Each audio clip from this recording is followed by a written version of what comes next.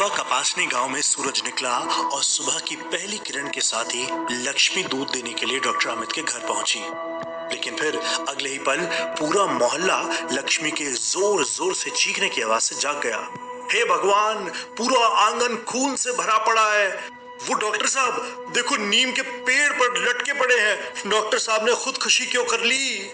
लक्ष्मी जोर जोर से चिल्लाकर बस यही कही जा रही थी। आसपास के घरों से निकलकर लोग बाहर आ चुके थे। सब लोगों की नजरें अमित के घर के बीचों बीच नीम के पेड़ की तरफ थी, जहां पर उनकी लाश लटकी हुई थी। हे भगवान, ये क्या हो गया? आखिर ये किसने किया होगा? डॉक्टर साहब ने खुदकुशी क्यों कर ली? अरे अरे, उनकी पत्नी कहाँ गई? शाम को तो देखा ही था मैंने। जितने भी लोग वहां खड़े हुए थे वो सब सामने के सीन को देखकर बुरी तरह से दहशत में आ गए थे और तरह तरह की बातें कर रहे थे। लक्ष्मी ने घबराई हुई आवाज में चारों तरफ देखा और फिर पास में खड़े एक आदमी से कहा, डॉक्टर साहब की मैडम जी भी तो यहीं थी। वो कहीं दिखाई नहीं दे रही, उनको भी तो कुछ ना हो गया? डॉक्टर अमित का पूरा आंगन खून से भरा पड़ा था। जगह जगह बिखरे हुए मांस के टुकड़े और हड्डियां देखकर लगता था जैसे वहां पर किसी जानवर ने किसी के जिस्म को पूरी तरह से नोच लिया था। ये देखकर गांव में से किसी की भी हिम्मत नहीं हो रही थी कि वे डॉक्टर अमित के घर के अंदर पैर भी रख सके। लेकिन डॉक्टर अमित की डेड बॉडी बिल्कुल साफ थी। उस पर चोट का कोई निशान नहीं था, लेकिन यह सच था कि डॉक्टर अमित मर चुके थे। पूरे गांव में हल्ला मचा हुआ था। डॉक्टर अमित की पत्नी रुचि का कोई अता पता नहीं था। घर वालों को खबर कर दी गई थी, लेकिन डॉक्टर अमित के घर वालों को भी डॉक्टर अमित की डेड बॉडी के अलावा कुछ भी नहीं मिला। गांव में हुए उस हादसे के पीछे लोग दबी आवाज में बात कर रहे थे। लक्ष्मी एक औरत से कह रही थी, मारे को तो यह डायन का काम लगता है। मैडम जी को समझाया था, आंधी चले तो छत पे ना जाया करो, एक तो सुनी होती हमारी। गांव की उस दूसरी औरत ने भी दबी हुई आवाज में जवाब दिया, अरे डॉक्टर साहब की मैडम जी बांझ थी, मारे को तो लगे है वह चुड़ैल खा गई उनको। डायन का कोई भरोसा ना, वह किसी को भी खा सके। पर यह डॉक्टर ना पढ़ा लिखा समझा था खुद को, इसलिए उसका शिकार हो गए दोनों।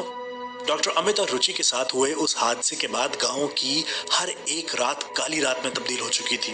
हर रात गांव में एक वीरान सा सन्नाटा पसर जाता था। किसी की भी हिम्मत नहीं होती थी कि वो अपने घर के बाहर एक कदम भी रख सके। डॉक्टर अमित के साथ हुए हादसे से पहले गांव के लोग अपने गांव पर किसी काले साए के होने की बात पर भरोसा करते थे, लेकिन डॉक्टर अमित की मौत और रुचि के अचानक गायब हो जाने से उनके भरोसे को और भी पक्का कर दिया था। डॉक्टर अमित और रुचि के साथ हुए हादसे को कुछ दिन बीत चुके थे। गांव में आंधियां पहले की तरह ही चलती थी, लेकिन बस फर्क इतना था कि गलती से भी गांव का कोई भी इंसान आंधियों में अपने घर की खिड़की खुली तक भी नहीं रखता था।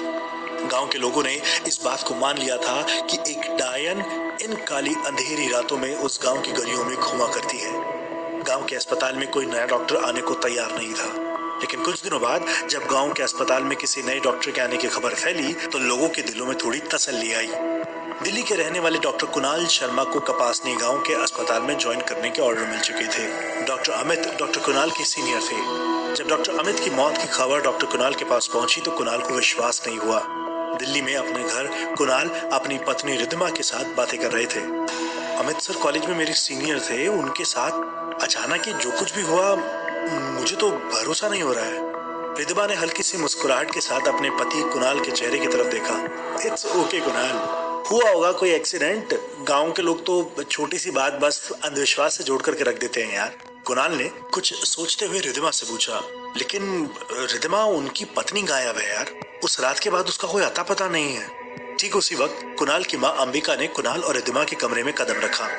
देखो कुणाल, जब से तुम्हारे जोधपुर वाले गांव में जाने की खबर सुनी है ना, मुझे तो बहुत डर लग रहा है। वहां जाने की कोई जरूरत नहीं है, तुम साफ मना कर दो। कुणाल अपनी जगह से उठकर खड़ा हुआ और अपनी माँ के कंधे पर हाथ रखते हुए उनको समझाने लगा, mom please try to understand. क्या ऐसा करने के लिए आपने मुझे डॉक्टर बनाया? ये मेरा काम है, मुझे जाना होगा मम्मी। अंबिका जी के चेहरे पर चिंता नजर आ रही थी। लेकिन कुणाल, मुझे डर लग रहा है बेटा, तुम्हारे सीनियर डॉक्टर अमित और उनकी पत्नी के साथ जो कुछ हुआ वो। कुणाल और रिद्धिमा दोनों ही अंबिका जी को समझा रहे थे।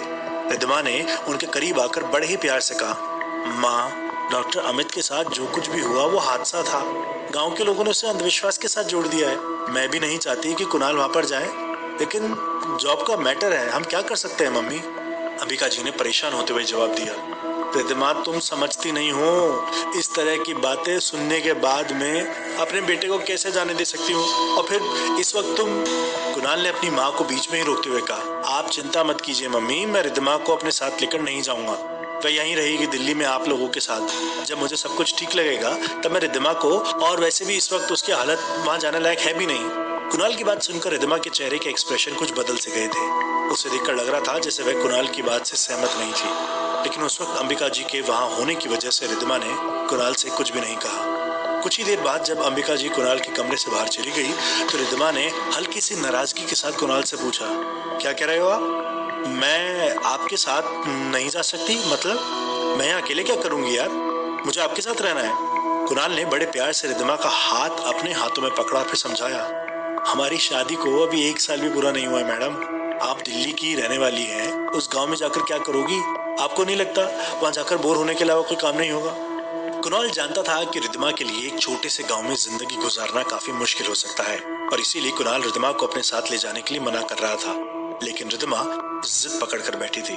कुणाल, मुझे तुम्हारे साथ चलना है। अब तुम कहीं भी रहो, शादी की है ना मैंने तुमसे, तो बस जहां तुम वहां मैं। इससे पहले कि रिद्धिमा और कुणाल के बीच बात कुछ और आगे बढ़ती, कुणाल के फोन पर अचानक से किसी का फोन आया। कुणाल ने रिद्धिमा को चुप करने का इशारा करते हुए कहा, मेरे डिपार्टमेंट से कॉल है, लगता है ज्वाइनिंग को लेकर के कुछ बात करनी होगी। और इतना कहकर कुणाल ने फोन रिसीव किया। हेलो जी, कोई बात नहीं, हम दूसरी जगह देख लेंगे। नहीं, मैं खुद ढूंढ लूंगा। ठीक है, थैंक यू। कुणाल के फोन डिस्कनेक्ट करते ही रिद्धिमा ने उससे सवाल किया, किसका फोन था और क्या देखने की बात कर रहे थे आप?